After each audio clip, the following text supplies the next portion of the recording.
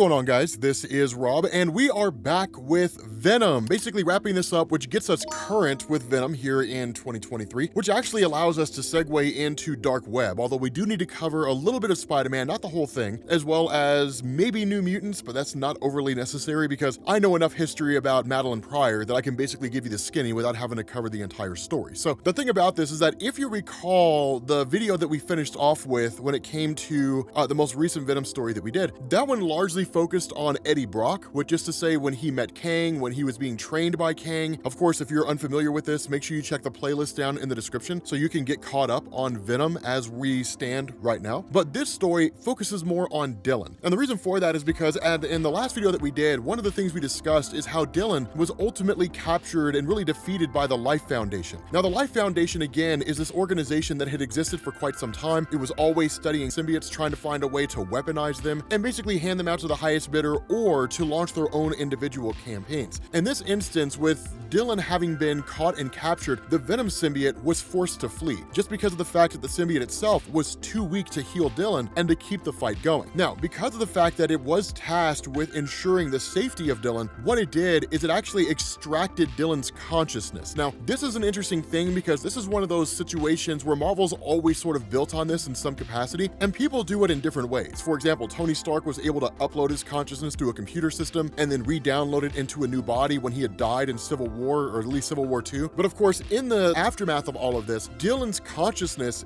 is physically inside the symbiote itself. And so what it does, and really what Dylan does, is he wakes up in a kind of dream space, right? Which is really not that dissimilar from the Leviathan in the Hellraiser series, right? To be honest with you guys, it's actually Dylan sort of making his way through here and not fully understanding what's going on. Now, the beauty about this is, of course, as he's in this kind of dimensional realm or this sort of ethereal mind of the Venom symbiote, he's attacked by all these different manifestations of the Venom symbiote itself, each one of which really kind of represents the symbiote's own corruption or some facet of the symbiote. We're not really given a whole lot of details here. It's just kind of designed to show what the inside of the mindscape of the symbiote looks like. Of course, Dylan, because of the fact that he's familiar with symbiotes, and even for reasons that he's not entirely sure of, he's actually able to fashion mandibles and things like that of his own accord that basically deal and take out all these different symbiotes that are there. Now, of course, they end up fleeing. He doesn't necessarily destroy them, but they end up fleeing because there's the arrival of a person in a purple robe. Now,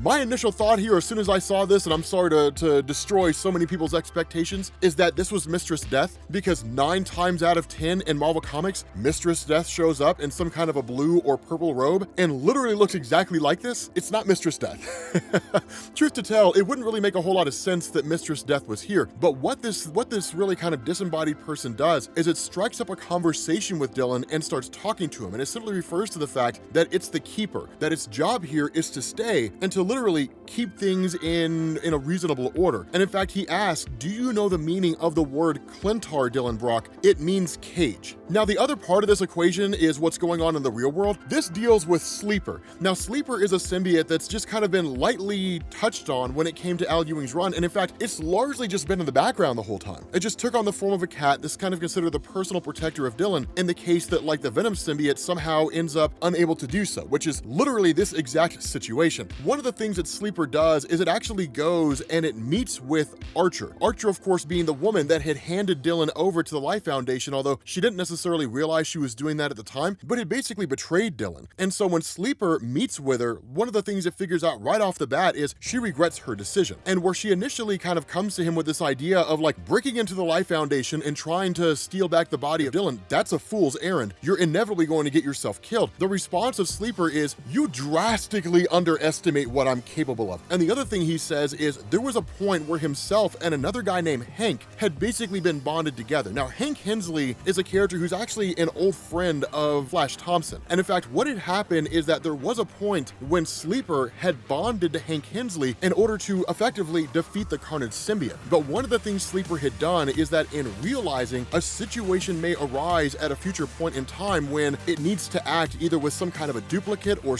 in some capacity, basically this situation right now, that what it did is it left a piece of itself attached to Hank Hensley. So while Hank has no real idea what's going on, the Sleeper symbiote inside of Hank activates. And what it does is it actually sends him into motion in facing off against the forces of the Life Foundation. Now, Kind of jumping back to Dylan Brock here for a second, because this story is going to get absolutely awesome. The Keeper actually reveals its identity to Dylan, which of course, as most people probably expected, turns out to be Eddie Brock himself, or at least kind of a vision of Eddie Brock, because to Dylan's eyes, it's his dad. Now, of course, what ends up happening here is the Keeper says, I'm not really your dad, I'm just a manifestation of your dad. Your dad's basically dead, right? Like, he's in the afterlife for symbiotes or whatever it is, dealing with Meridius and all that kind of stuff, and learning that Meridius is eventually the person that he becomes. He's got his own story arc, and of course for that, we covered that in the last video. Now, this is where things start to get a little bit cryptic, because the Keeper takes Dylan to that giant geode-looking thing with the chains attached to it in the middle of this whole landscape. And when Dylan asks what's in there, the response of the Keeper is, Venom is in there. And then in turn, he says, but if you're going to make it through there, you're going to need to understand the truth. And when Dylan proposes, he's just kind of confused here. The response of this Eddie vision, whatever it is, whatever you want to call it, is your consciousness here inside a symbiote's own mindscape. It shouldn't be possible. And yet, here you are, because the normal function of things is that the symbiotes are controlled by the host. So the symbiotes exist in the host's mindscape, not the other way around. Only one other character was able to do this, right? Enter into the mindscape of a symbiote and then effectively dominate it and control it from the inside out. That person, of course, being Null, the symbiote god. And so Eddie tells him, you manifest weapons from your limbs here. You fight off Venom's figments. Haven't you ever wondered why? And when Dylan asks, why are you asking me this? The response of Eddie is, I am the Keeper, Dylan Brock. From the beginning, I have stood guard in front of this cage and kept the monster contained within. But I am also the Keeper of Eddie Brock's secrets, meaning I am a memory of what Eddie Brock was, right? I represent one of his memories. And that Eddie is gone, and I am tired. And I have been waiting for the day that I can tell you the truth about what you are. And so he literally tells him, before I do any of that, you're going to have to fight me, right? You're going to have to demonstrate your ability to face off against your own father and to come out on top. Now, of course, Dylan does, right? And in fact, he does it quite readily. Initially, the only reason why the fight lasts as long as it does is because Dylan is hesitant to fight. He has more questions than anything else, but he's also exceedingly uncertain of himself. He's very confused about himself, and he really doesn't believe in himself that much. But once that belief starts to come to the surface, and once he actually starts to consider this possibility that he's a lot more powerful than he initially thinks he is, then he in turn overcomes Eddie in seemingly the blink of an eye, right? Literally like slashes at his stomach and overcomes him. Now, the reason why this memory of Eddie backs off is because in any kind of real tangible fight between the two of them, Dylan would have won. It would have been game over. But such as it is, they're in a mindscape. They don't have a physical form, so they'll always end up coming back, right? They'll effectively be able to fight forever. And so where Dylan kind of lashes out and asks, like, why are you making me do this? Eddie's memory actually asks him, that's not really the question that you want to ask. And that's when we get this really, really amazing moment from Dylan, because he asks, why did you leave? Before all of this, when you got your powers, you knew what you were becoming. Why didn't you stay? Wasn't I important enough? Now, this is kind of what Al Ewing was building on when it came to Dylan and Eddie and so on and so forth. Because for years and years and years in Marvel Comics, Eddie was just the guy who used the Venom symbiote. And that was it, right? He was a disgraced reporter with a grudge against Peter Parker. He was in the right place at the right time. The symbiote bought it to him. The symbiote was cast off by Peter. So through that shared hatred, they became Venom as we know him, which is the guy that hates Spider-Man. Now he's changed, and the Venom symbiote itself has actually grown. It's sort of adopted the different personality aspects of its different hosts and effectively transformed into a good guy. Eddie Brock himself has had this massive character arc that's been going on for 30 years, and it's been amazing to see basically the Venom symbiote itself and Eddie effectively becoming good guys. All this basically spearheaded and came into Donny Cates' Venom run when we got Null, the symbiote god. And Null was the guy who controlled every symbiote everywhere because he was the one that originally made them. Where Eddie Brock was able to finally defeat Null, someone had to keep the symbiotes under control, lest they start bonding to hosts indiscriminately and running amok across the universe. And so when Eddie did that, he became, quote unquote, the new King in Black, or the new Null, or whatever you want to call him, but the guy that controls all symbiotes across the universe. The reality here is that Eddie put himself in a situation where he was basically the controller of these symbiotes, meaning he couldn't necessarily be there for his son. By all standards of measurement, he abandoned Dylan, albeit for a greater cause, but abandoned him nonetheless. And that's why Dylan harbors so much sadness and so much anger, because he felt abandoned by his father. Even though he understood why Eddie was doing, at the end of the day, a son needs their father. And so the result of this is that as Eddie has this conversation, or really the Eddie memory has this conversation with Dylan, what he says is, I don't have your answers. After all, I'm only the memory of your father, but I can tell you this. Sometimes the only answers you get are the ones you figure out for yourself. But that path begins with stepping out of the shadows that fall so dark upon you. We must all overcome our fathers one way or another. Maybe Eddie Brock leaving had nothing to do with you. Maybe Eddie's the fool who needs saving, son. And so what happens is Eddie's memory, right, this kind of symbiote figment basically bonds itself to Dylan. And when that happens, Dylan takes on a new form where he's basically the Venom symbiote, but it's red instead of white. And I gotta be honest with you guys, it's only a small change, but it looks amazing. Like, I love the idea of the Venom symbiote, which is like red and black instead of white and black. It just looks dope, man. Like, it's just one change. Looks amazing. It just looks awesome. And so with this symbiote, Dylan Brock basically enters into the geode, kind of into the main Venom symbiote itself, and then we switch back over to Sleeper. Now, here's a cool thing about this, right? Because Hank Hensley is a former Spec Ops guy, right? Black Ops, wet work, high levels of military training, being bonded with a Sleeper agent is just like basically a super soldier, right? What would happen if Captain America bonded to a symbiote and then went on some undercover mission to free someone from a nigh impregnable soldier of fortune, right, mercenary guarded base? This is basically it, man. Like, Sleeper goes in there and it's just like bam, right, like throws down literally just these gas bombs. These guys start blasting it with flamethrowers, and so he's just like rapid hardening, fire resistant polyurethane flamethrowers. After all this time, really? Please, right? And just like overcomes these guys with a quickness, right? Takes them out super fast. Now, at that point, that sees the entrance of Carson. And remember, Carson is basically the main weapon that the Life Foundation uses, right? The symbiote killer is what they build him. After all their understanding of symbiotes and everything they know and everything that they've grasped about it, they're like, this guy has all the arms and armament we need to defeat a symbiote. No one can stand against this guy. Wrong.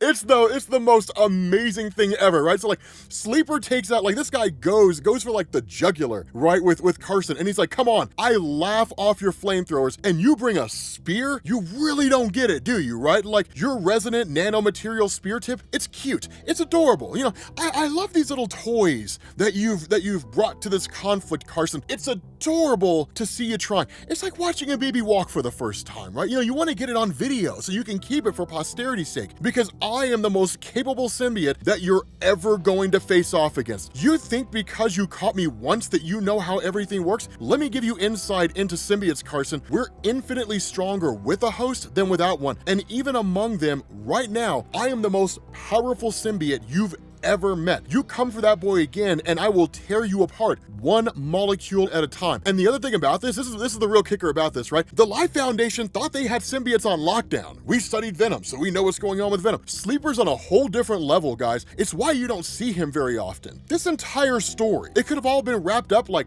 that if like Sleeper had just stepped in and just taken this guy out. This dude's a beast. Like, I love Symbiote. Like, I love Sleeper so much. This guy's phenomenal. But the other thing that he reveals is he's like, while all this is going on, you failed to notice the most obvious thing, Carson. Self-replicating remote resonant ectoplasm. I can copy myself. And so what literally happened is he duplicated himself. The duplicate grabbed Dylan and then got him to safety, while the other version faced off against Carson. Carson had no idea. He had no clue what was happening.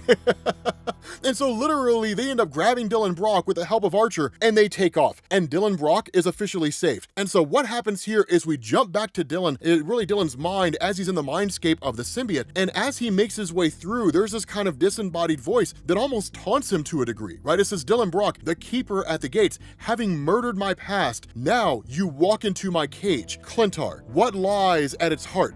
Do you know? And of course, Dylan responds, the truth, he said, I would find the truth here. And Venom responds, did he now? Perhaps in a way, he was right. The truth is a mirror after all. So tell me, Dylan, who are you? And that's the amazing thing here, is because even Dylan doesn't know. Like, it's literally the symbiote asking Dylan questions that he can't possibly comprehend. Now, he doesn't really understand any of this stuff. And so when he responds and says, I am Venom, and even just kind of really more of a question than a statement, the response of the symbiote is, no, not just yet. You can sense it, can't you? The meaning coursing through the black. I am Venom. Who are you? He says, I am Venom.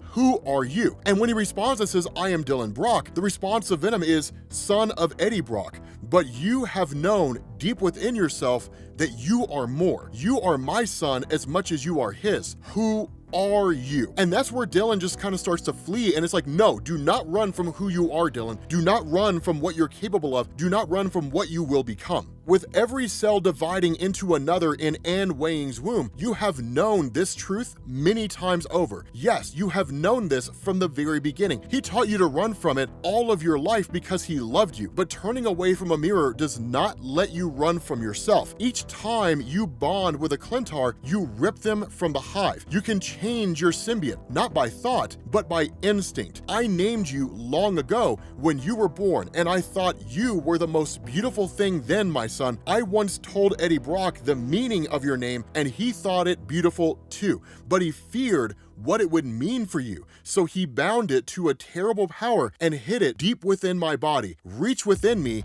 find it. Do you understand the meaning of your name? And so this is a really, really amazing moment, because what happens here is that while this encounter is taking place, right, while Dylan Brock is literally reaching inside of the symbiote and coming into his own, truly adopting what his power is, because this is just kind of like what you're seeing here is really more of a physical manifestation of the experience that Dylan is having, right? It's like if you could physically live the idea of you understanding what you wanted to do for a living, right? I want to be a doctor. If you could physically manifest that sort of light bulb moment, then that's what this would be. That's literally what's happening here. And so in the real world, Sleeper and Archer grab the body of Dylan and they take it to the Venom symbiote, and Dylan merges with the Venom symbiote. While that happens, Dylan himself in the mindscape is reaching into the Clintar to see what he's actually becoming. And what ends up taking place is that once he re-merges with the symbiote and he steps back out again, right, he basically takes on his physical form. This is when Dylan becomes the person he was always going to be. He becomes Codex.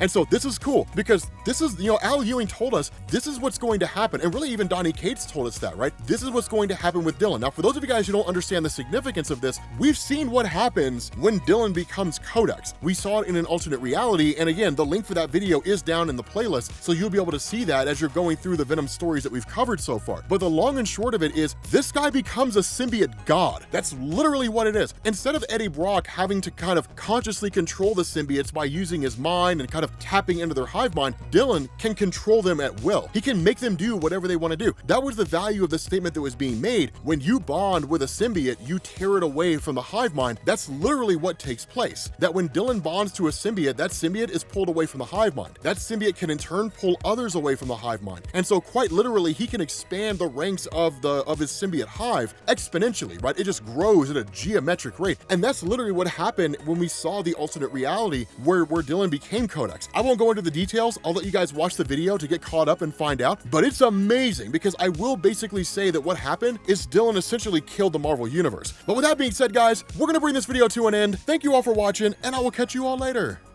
Peace.